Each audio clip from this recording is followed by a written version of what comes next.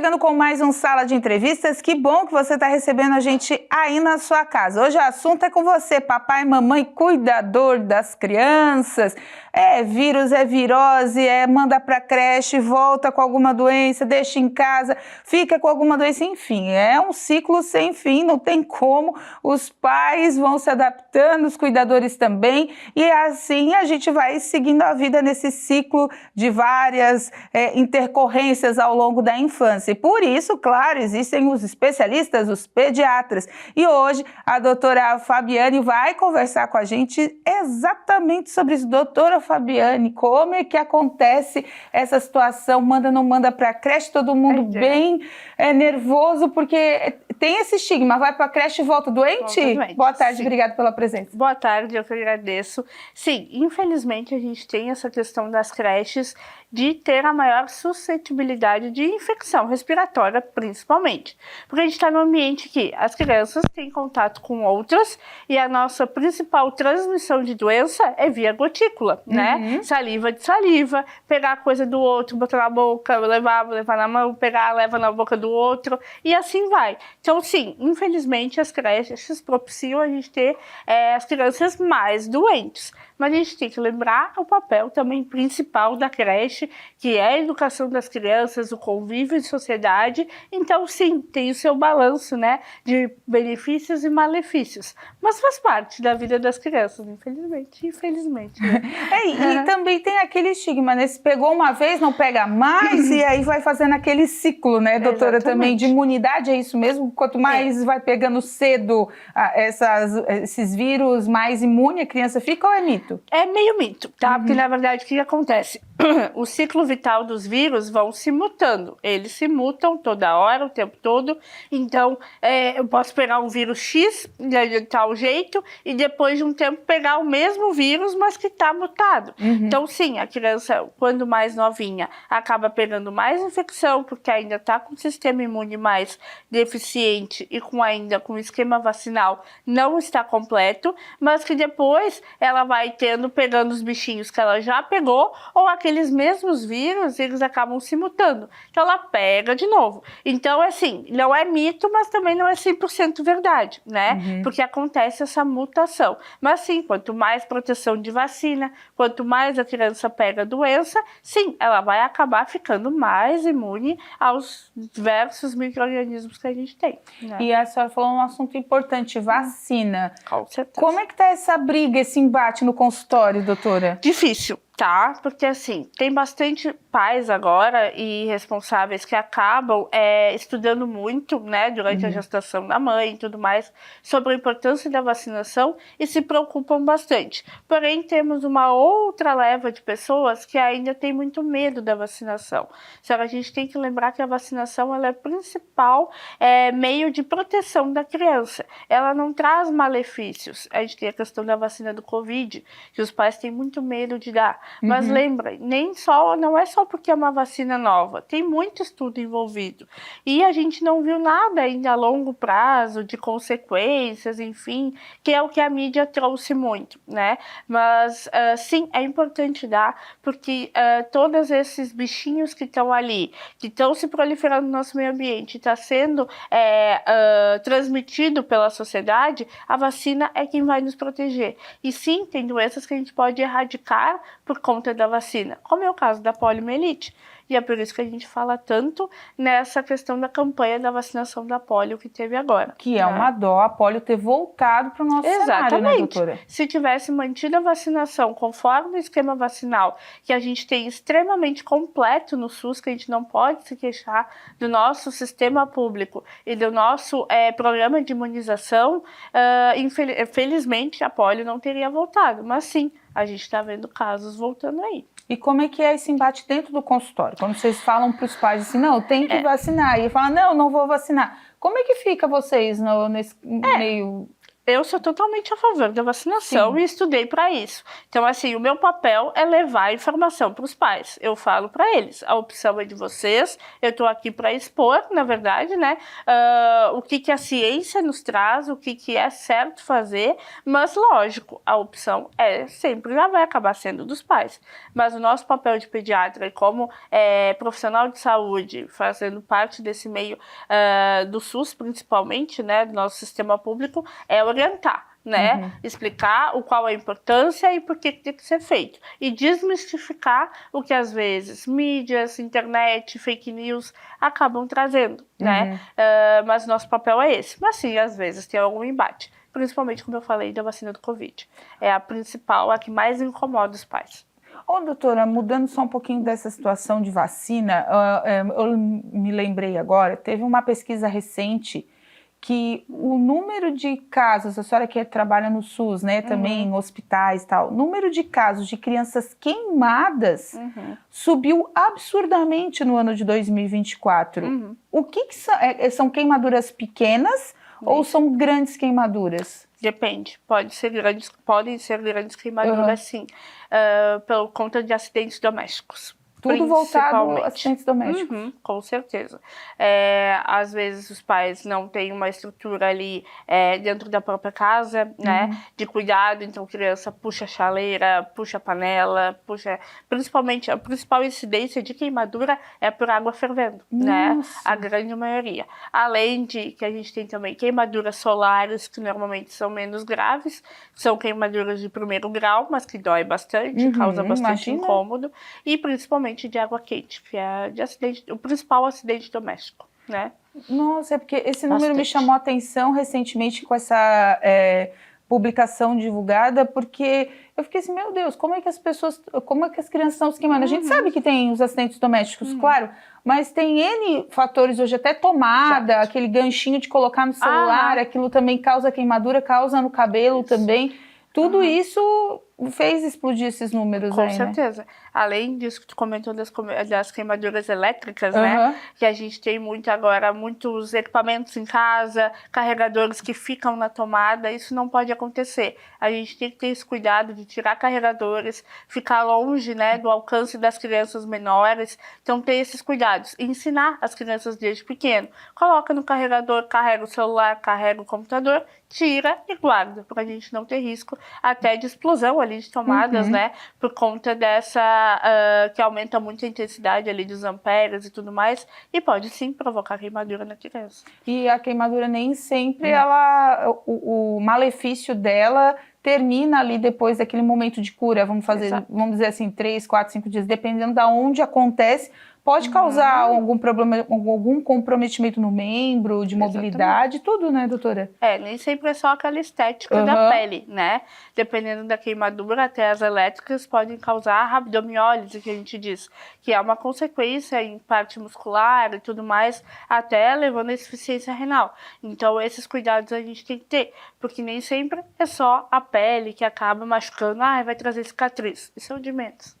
Porque hoje, com tanta correção estética, com tanta coisa, até mesmo porque criança, dependendo da parte que queimou, com o tempo até some, né? Exatamente. Dá uma disfarçada. Mas a consequência motora, psicológica também da criança, por que não, pode ser muito mais grave, né? Exatamente. Leva pra vida. E traumas psicológicos nessa idade, na primeira infância, traz consequências no futuro, né? Até nem tão longe o futuro. Quando a gente fala até mais ali de início da adolescência, ali as crianças trazem traumas da infância, trazem pensamentos, né, de atitudes de dentro de casa, que pode transformar e fazer com que essa criança não tenha um desenvolvimento tão adequado e tenha consequências psicológicas e psiquiátricas no futuro, né? A gente começou a falar lá dos vírus, já estamos lá na psiquiatria já. Isso aí, mas isso é bom. A pediatria é assim, exatamente. Né? Criança não tem receita de bolo, como eu costumo falar aqui, porque é tão dinâmico o mundo deles, né, doutora? Agora a gente entra, como a senhora falou, da psiquiatria, os danos psicológicos.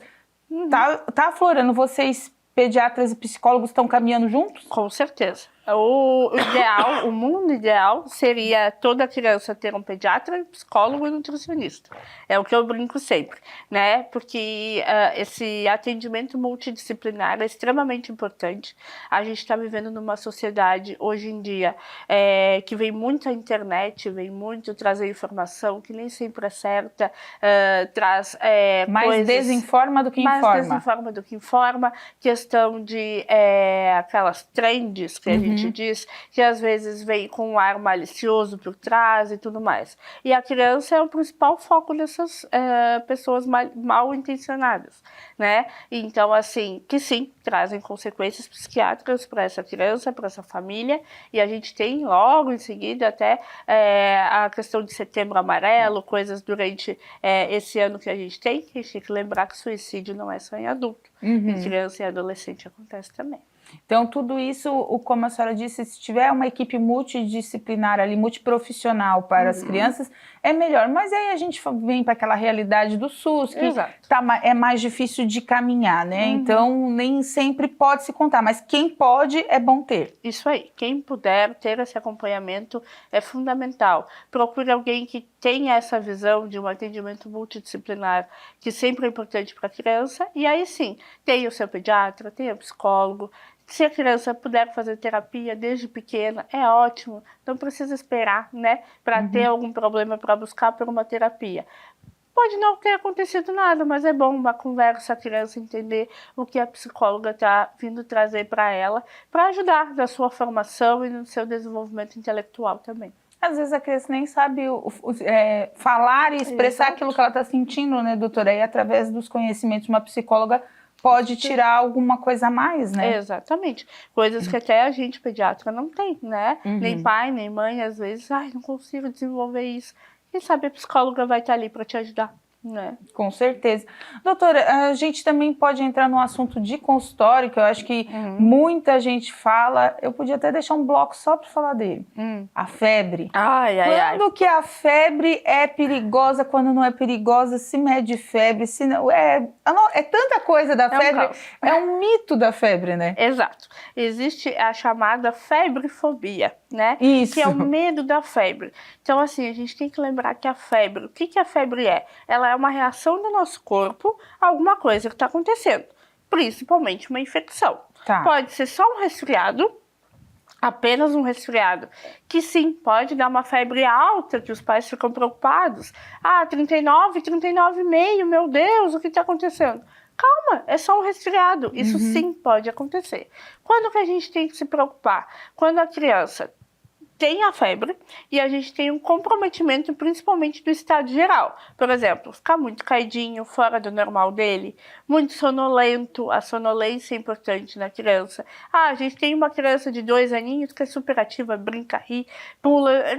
E aí tá quieta demais, tá dormindo demais, tenta acordar, não tá querendo acordar, isso chama atenção. Ou uma febre recorrente, já mais de 3, 4, 5 dias, e não tem nenhum outro sintoma, sem sintoma nenhum, ou um comprometimento do estado geral, e até mesmo a criança que para de comer. Criança que parou de comer, tá sem se alimentar, não tá legal, fora do habitual, tem alguma coisa errada, a gente tem que investigar. E a febre, para saber o que é febre de verdade? Isso a partir de quanto? Isso aí mudou recentemente, Inclusive saiu um novo documento da Sociedade Brasileira de Pediatria, foi no final do ano passado, se não me engano. Que antes a febre ali 38, 37,8, hoje já se considera febre a partir de 37,3, já é febre.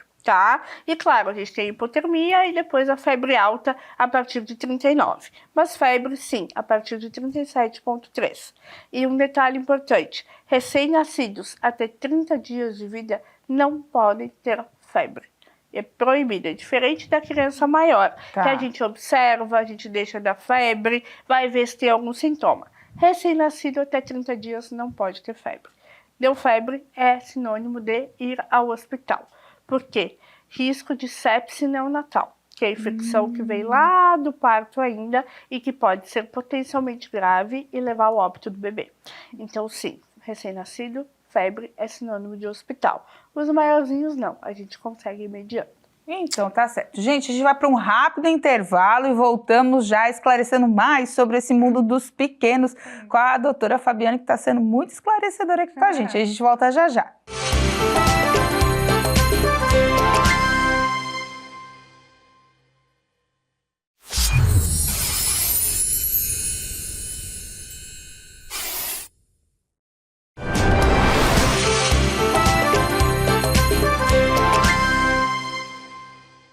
De volta então com o nosso Sala de Entrevistas, hoje recebendo a pediatra Fabiane da Rosa, conversando com a gente sobre essas questões desse mundo infantil. Já falamos de vacina, já falamos da febrefobia, já falamos de vírus. Doutora, a gente vive, né, no país tropical, tem as suas estações pessimamente definidas, vamos falar assim, né? Porque a gente não tem mais outono nem primavera, estamos divididos em verão e inverno. E a gente tem no verão aquelas viroses todas que a gente até comentou no começo, que é mais relacionada à creche, mas nem tanto, né? Hoje a gente vê maiorzinhos ali que daqui a pouco pegam aquela virose eterna e vai passando para a família inteira. Essas doenças, elas têm a sua estação, o seu ciclo, né? Exatamente. Então, lembrando, nem é sempre o frio que traz doença. Sim. Na verdade, são os períodos do ano de maior proliferação desses micro-organismos, que pode ser vírus, pode ser bactéria, enfim, normalmente são vírus. Então, tem vírus de maior incidência durante esse período de outono, principalmente, depois do período de inverno. Tem os que vêm lá no final do ano, lá em dezembro, novembro, dezembro, que também vão ter esse maior período de transmissibilidade e que vão pegar mais as crianças e que também levam para os adultos em alguns casos. Então, não depende do frio, não depende de nada disso. Na verdade, é o período do ano e que cada virinho está lá no seu período do ano preferido, que nem eu gosto de brincar, né? Aí a gente, como eu disse, no verão temos mais a diarreia, Isso. mais vômitos, esses vírus mais fortes que mexem com o sistema gastrointestinal. Aí a gente vai para o inverno, tem aqueles que atacam mais o sistema respiratório. Exatamente. É isso que aí o povo entra em desespero com a tal da bronquiolite. Meu Deus. Então assim, normalmente final do ano, ali início de verão, principalmente final da primavera, início de verão, a gente tem maior proliferação desses vírus que atingem o sistema gastrointestinal, né, que são as famosas viroses intestinais, e que a gente junta com alimentos que ficam mais expostos ao calor e tudo mais, então junta tudo e dá a época da diarreia, né, que a gente brinca. E já no período mais frio, de outono, na verdade, não é nem tanto no inverno, a gente tem os vírus que pegam mais a parte respiratória, principalmente o vírus sincicial respiratório, que é o famoso causador da bronquiolite, mas que não é só ele, mas sim que esse período é um período de maior transmissibilidade e de ação desse vírus. E a bronquiolite, ela tem uma característica específica, que é o afundamento das costelas, mas ela também tem uma idade, né? Exato. Que ela atinge, é isso? Isso. Então, assim, só para esclarecer bem, a bronquiolite, o que ela é? Na verdade, na teoria que está escrito no livro, ela é o primeiro episódio de sibilância no bebê, ou seja, primeiro episódio de chiado e desconforto respiratório, que depois o bebê pode se tornar o famoso lactente sibilante, que ele vai ter bronquiolite de repetição e possivelmente pode vir a ser asmático no futuro, mas que não é uma regra. E sim, o principal problema é quando a criança já está pior e causa sinais de desconforto respiratório, que aí sim entra o afundamento das costelinhas, entre as costelas, abaixo do pescoço, e em casos mais graves já batimento de asa nasal. Então isso sim é hora de procurar um pronto atendimento, por exemplo. Agora, não exclusivamente esses sintomas são só do vírus da bronquiolite. Pode ser também uma complicação de uma pneumonia, de uma asma e de outras doenças respiratórias.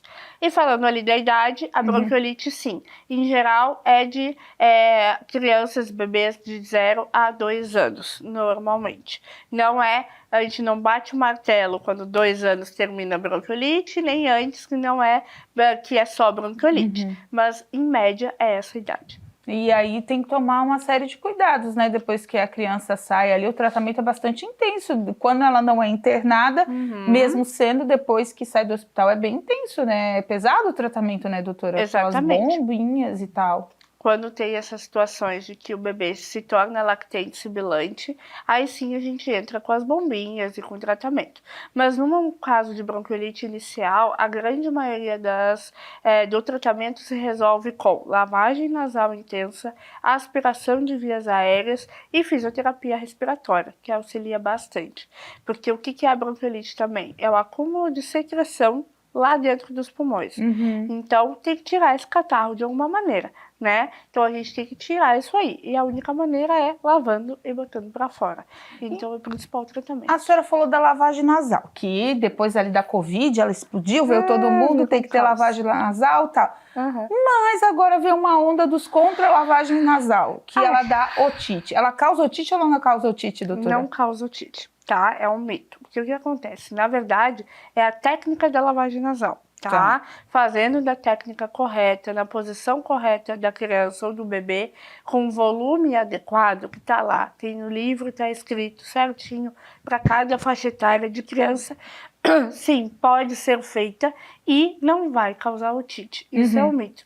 Agora, se fizer de qualquer jeito, num volume muito intenso de soro fisiológico, sem a posição adequada da criança, vai ir lá pro ouvido. Isso sim pode machucar um pouco o é o mesmo, né? Os Exatamente, canais os canais são os mesmos.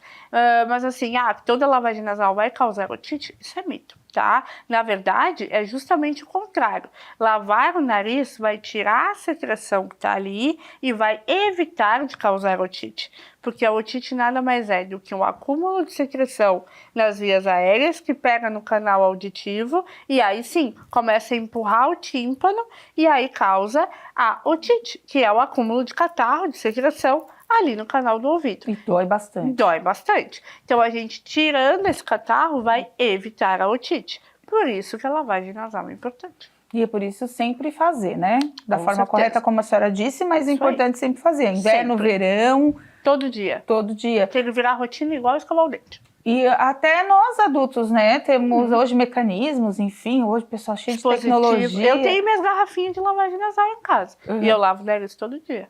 Porque até pra gente é a prevenção, né? Exatamente. Como a senhora disse, escovar dente, lavar a mão, passar álcool gel. Isso aí. Depois da crise da Covid, né, doutora, como é que estão as crianças hoje, assim, depois, quase 4 anos, né, que a gente já passou pela, 4 anos, Nossa, né, já 4 anos. que a gente está passando pelo pós-Covid, né, como ainda está a relação da medicina infantil com o Covid-19? Agora, como a gente falou no bloco anterior ali da questão das vacinas, a população que ainda é menos vacinada são as crianças, né? Então, sim, a gente está vendo casos positivos de Covid em internações hospitalares.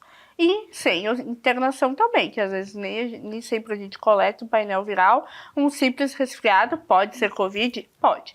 Mas a gente está vendo mais casos positivos em crianças do que em adultos, por conta da vacinação deficiente nas crianças.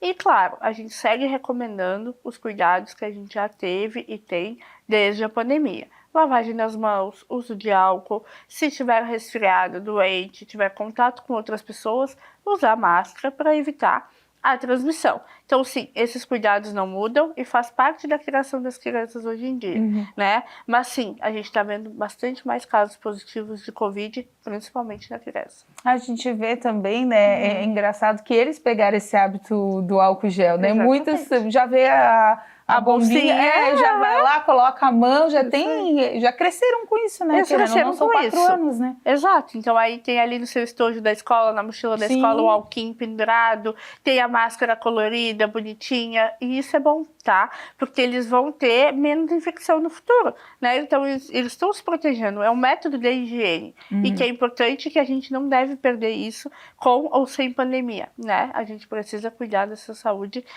com esses cuidados que a gente pode evitar, né? Doutora, tem algo que hoje está chamando a atenção da senhora entrando no consultório, assim, tem mais, os pais estão chegando com mais dúvidas, até por essas influências, enfim, tem algo que tenha chamado mais a atenção de vocês? Bastante, na questão de recém-nascidos, tá?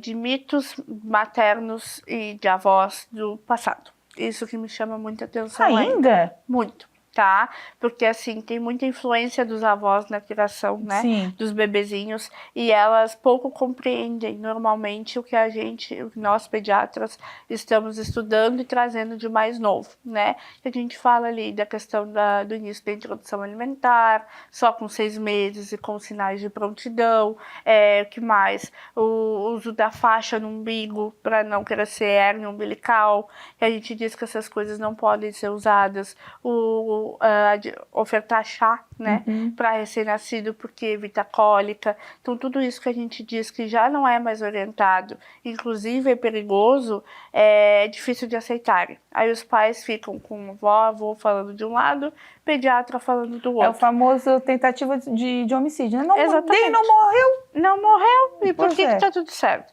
Mas os estudos nos mostram que não pode, né? Então, assim, a gente traz a ciência atual, tenta explicar para os pais. Mas, claro, mãe, principalmente no puerpério, tá com os hormônios e as emoções à flor da pele. Às vezes, primeiro bebê, tudo novo, os pais estão apavorados.